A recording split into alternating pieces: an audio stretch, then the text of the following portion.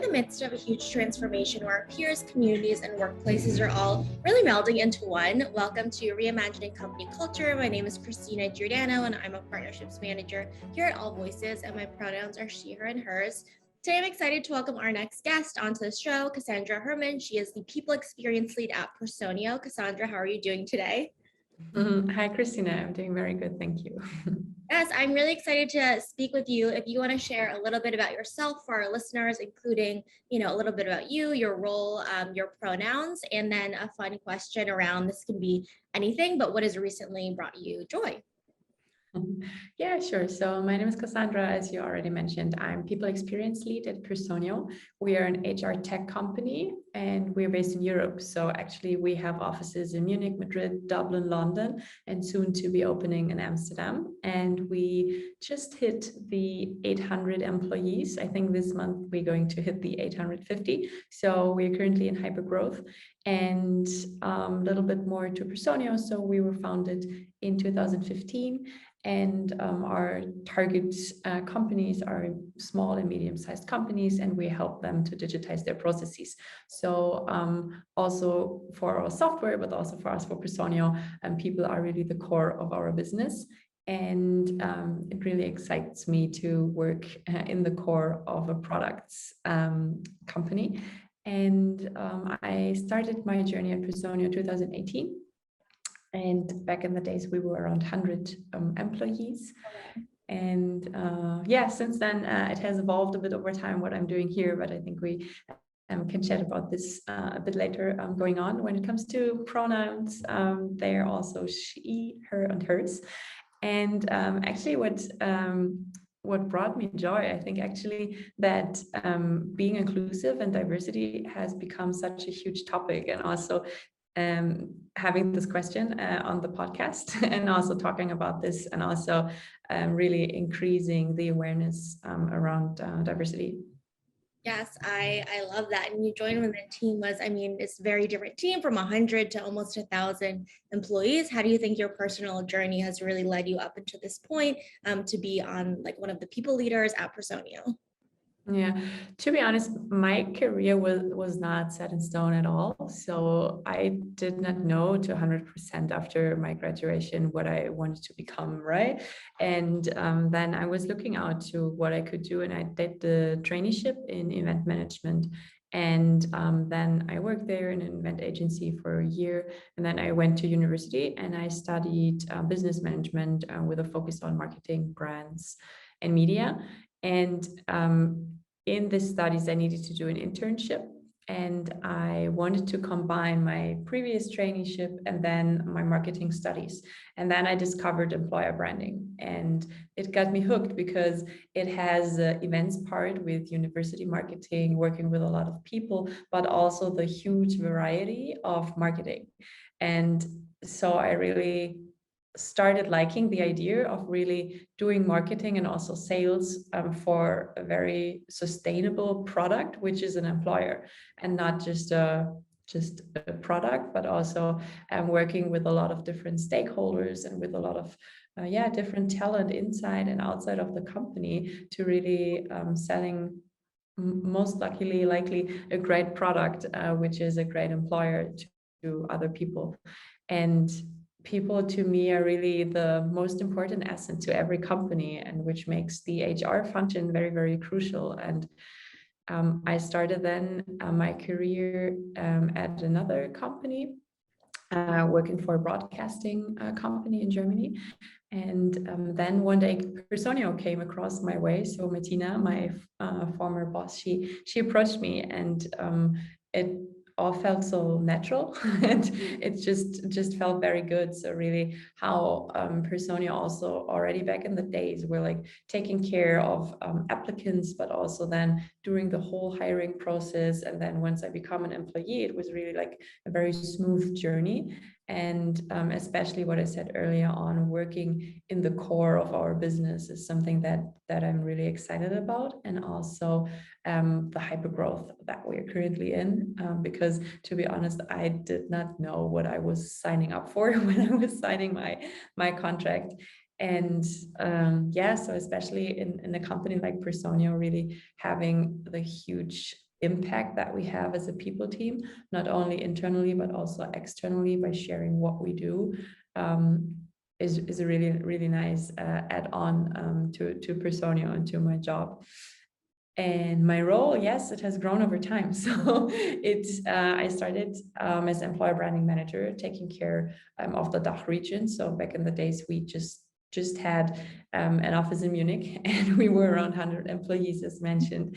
And then we started developing our employer value proposition, started to roll it out through all our channels, starting to build up social media, the careers website, started to partner with universities, and just like started to spread our brand in the market. And then with our growth ambitions in mind, at one point we figured that it makes sense to also question and revisiting our current and existing values and operating principles. And at that point, we decided then to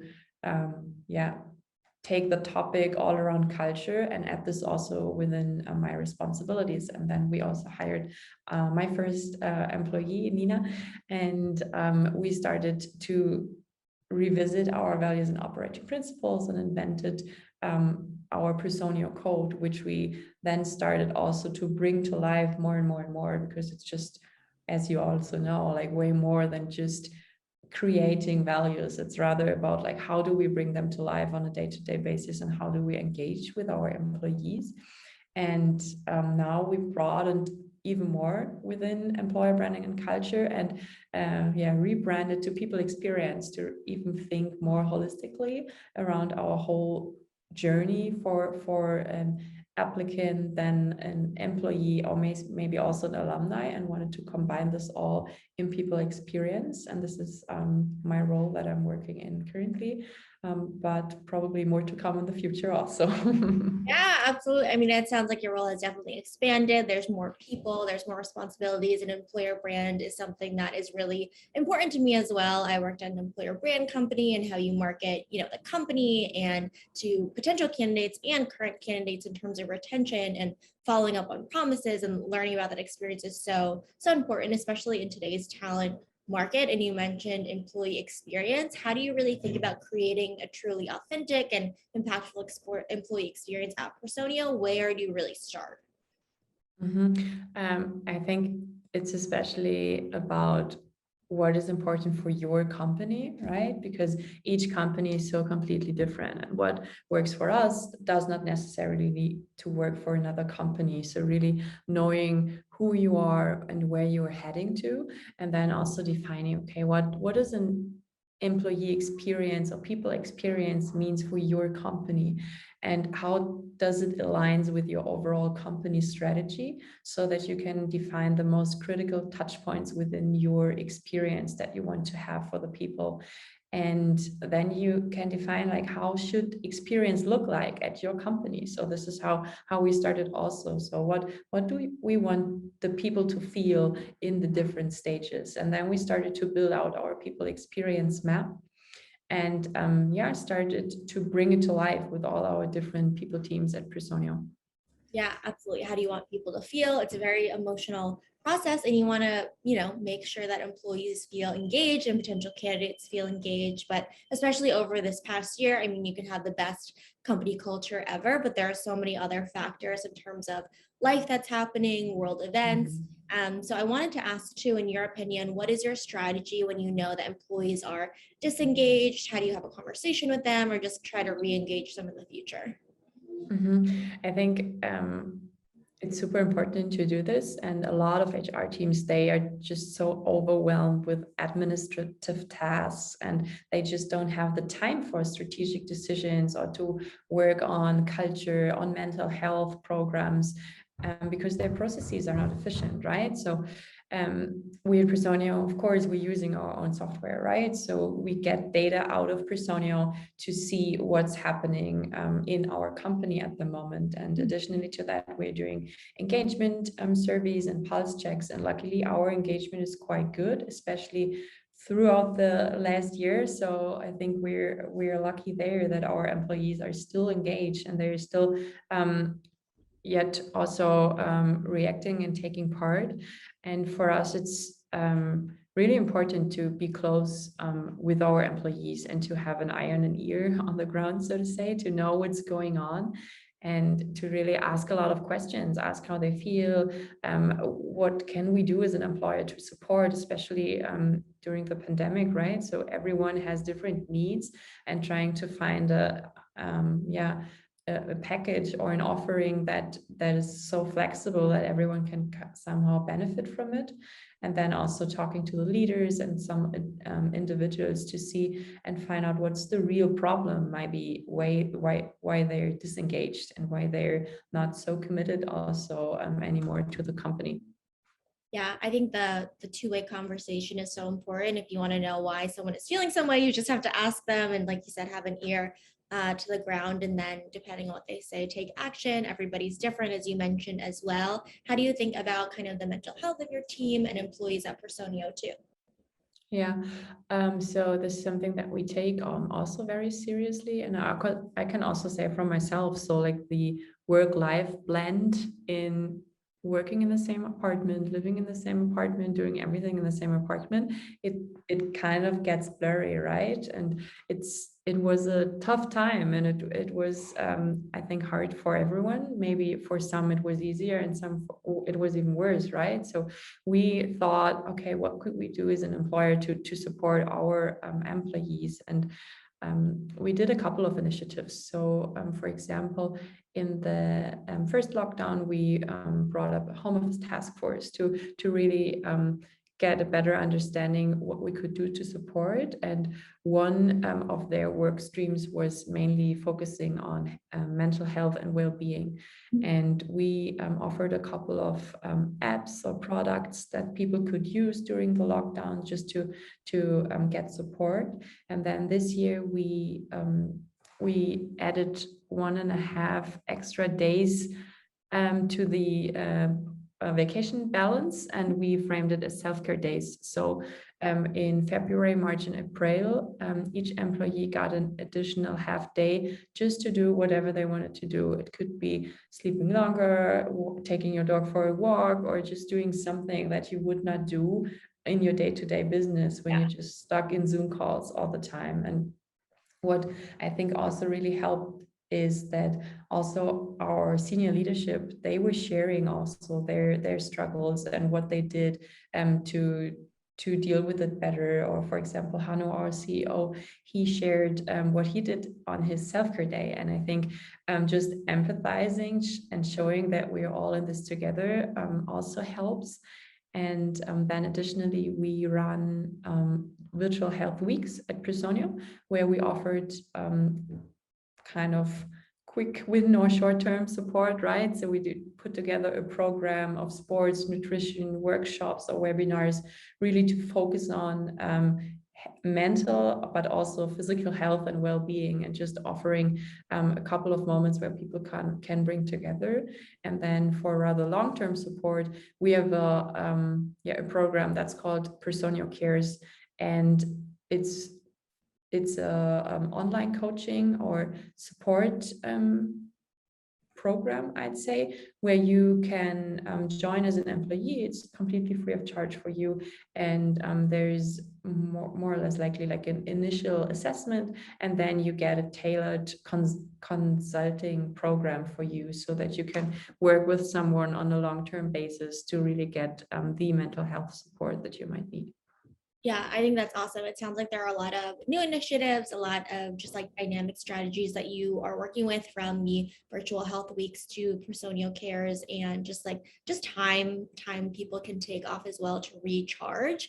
If someone wants to kind of give feedback, whether they're just like, we really like the virtual health weeks, or, you know, we really appreciate that you did this, or this is something that can be improved. I know you mentioned in terms of employee listening, you do things like pulse surveys and actions there, but can you talk a little bit more about how you see a culture of just like really trust and listening manifesting at Personio just at large? Yeah, so I think this is something that's really important for us. And sometimes like when people listen to what I say more often, then it's a lot about surveys. So we really do a lot of surveys to really get a good understanding of how our employees feel. So not only one big survey per year with a lot of questions, but also quick pulse checks in between. Especially in the last year, we did them from bi-weekly to monthly, right? So really a lot to really get an understanding on how everyone's feeling, and then also taking action based on this. So I think this is, to me, the main important point to this, to really communicate and then also taking action based on this, so that the employees really build trust, and to really know that if they give feedback, that something's happening. Because if they stop giving feedback, then we don't have a chance to act on this, right? So this is a super important source for us. And then additionally, we have an employee advisory board that we work very closely with, which is a diverse group of people from all departments, all levels, and all offices, which we exchanging a lot with, and working on also certain initiatives to improve how Personio is as an employer, and how our workplace setup is.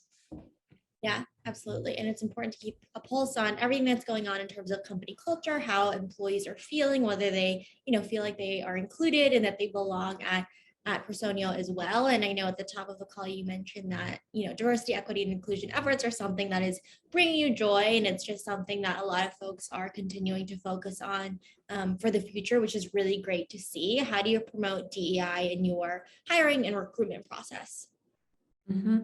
I think not only within hiring and recruitment. So we also go beyond, and we really aim to be an inclusive employer throughout our whole people experience. So it's a very, very important topic for us.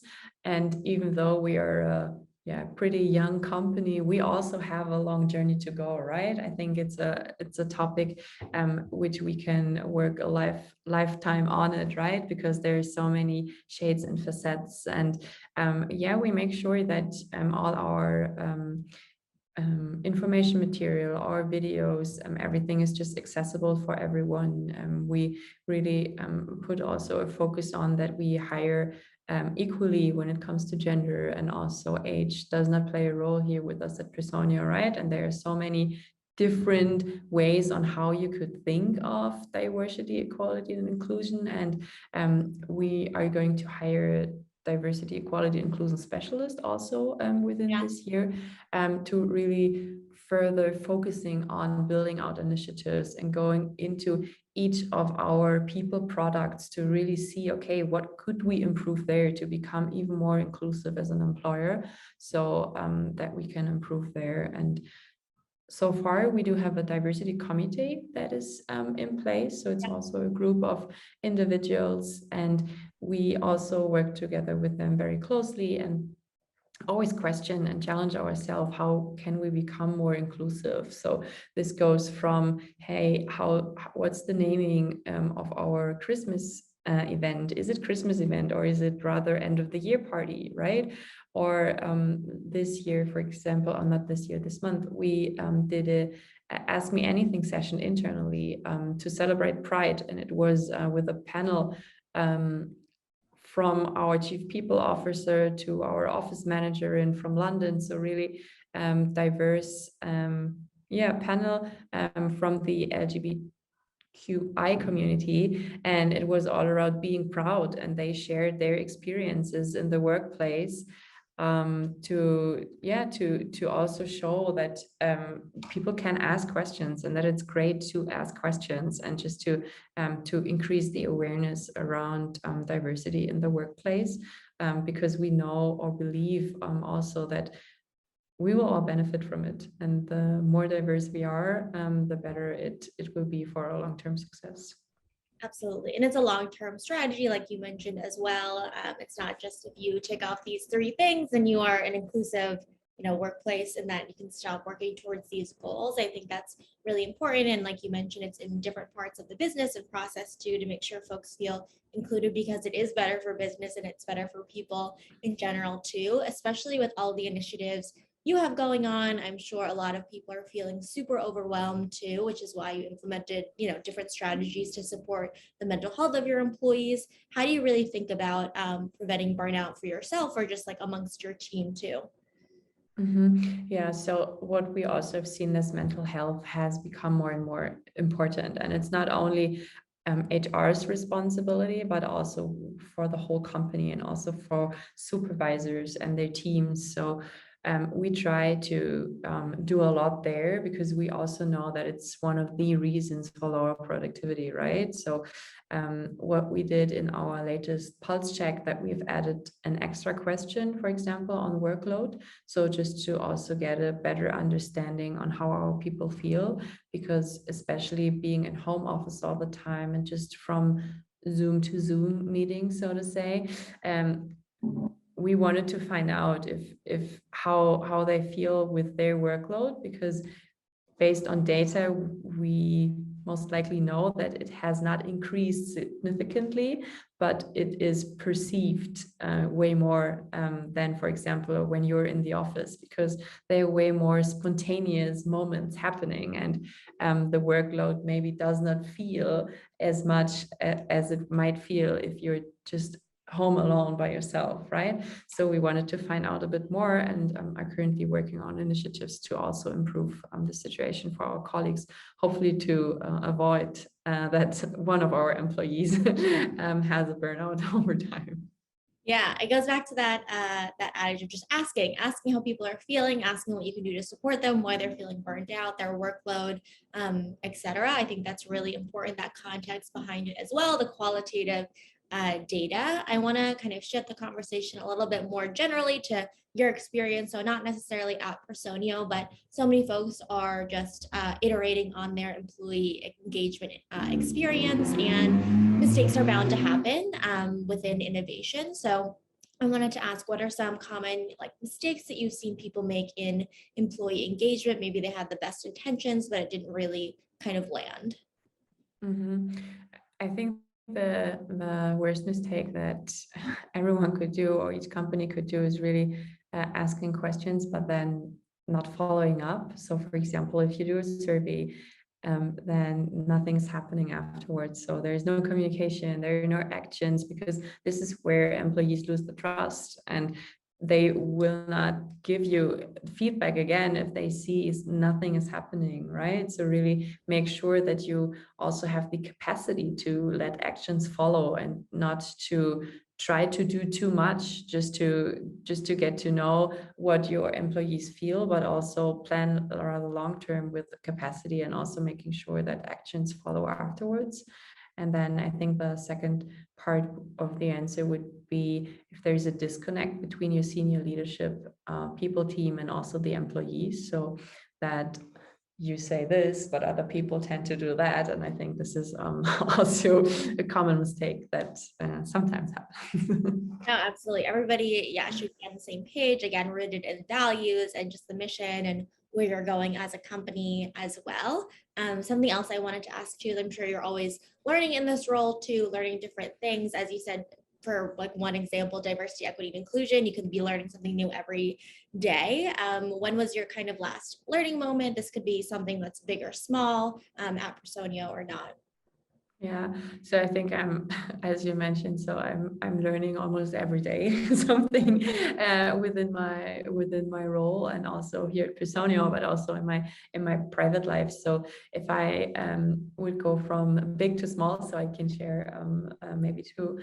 The bigger one is, I think, around our ambition and around what we want to do, and I think what we've learned and have won is that we also tend to want to do too much at the same time. So that we put also too much on our shoulders, and we try to make it happen within a short amount of time. But we really set ourselves like the mission for have to really focus on key areas, and really having a clear focus and delivering in quality, and then having some key areas that we're going to work on to avoid that it's going to be a dozen projects at the same time. And then I think that the last one or another one I had actually yesterday. And so I'm doing leadership coaching, and I was reflecting with my coach on a couple of moments that happened throughout the last week. So, and they all got back to communication. And I think this was also, again, for me, a good reminder, even though I'm communicating all day, every day, and especially within my role, it's internally, but also externally. And I just like to be sensitive around the way that you communicate, and also that it's totally different with whom you communicate and what your intent is, but the other person might receive, right? So that there are so many different layers, and that communication really is the key for everything that you do, was, I think, also a great reminder for me yesterday. Yeah, that's very recent. And I think communication is so important too. And I know everybody's communication style is different. Everyone's hearing different things. So just having clear and transparent communication and building that trust too with an individual and having a relationship with them is so, so important. On the kind of flip side, I guess, as well, in terms of just like your experience in the people space, are there any trends that you're seeing that companies and individuals really need to be aware of in order to be successful in the future as we're building more equitable systems of work and just as the future is changing? Mm-hmm.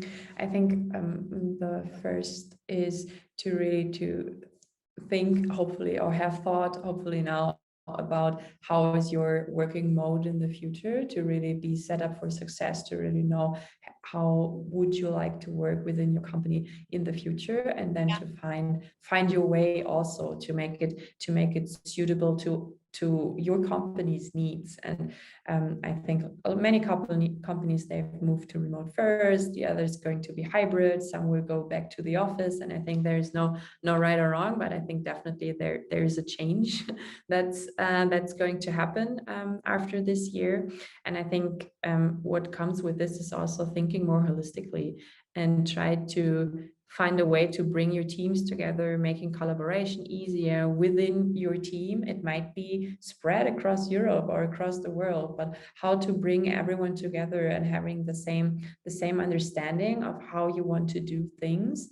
And this can also be outside of the HR team, right? So bringing all the different departments also together to collaborate easier together. Yeah, collaboration is key, especially for global organizations and distributed workforces in every sense of the word. Is there anything I didn't ask you throughout our conversation that you want to highlight before we close out, or just a key takeaway that you want to emphasize for our listeners who are tuning in? Yeah, I think I've mentioned it a couple of times, and I think it's one of the most important things for me also, that each individual, each company is just completely different, and it's really about finding the right way for you and for your company, and really finding the solutions that work best for you, and then not settle them in stone, but really revisit, improve, making them better as you go, and really finding the best way to deal with all the challenges that might come up. And yeah, also using software, it really helps. So if you need a great HR software, then you can check out Personio. But yeah, so more to say, just finding the right way for you and the company, and to really make sure that you take everyone with you on the journey, and also share transparent about things that have not gone the way you've planned maybe, and just be authentic in the way that you do and the way that you work. And I think then you'll probably be successful. Yeah, absolutely. Be transparent, be authentic, and just, have that conversation with your employees, with your team, with just people on that human-centric level. I think that's super important. Cassandra, it was so nice to speak with you. Thank you so much for taking the time this morning. Yeah, likewise.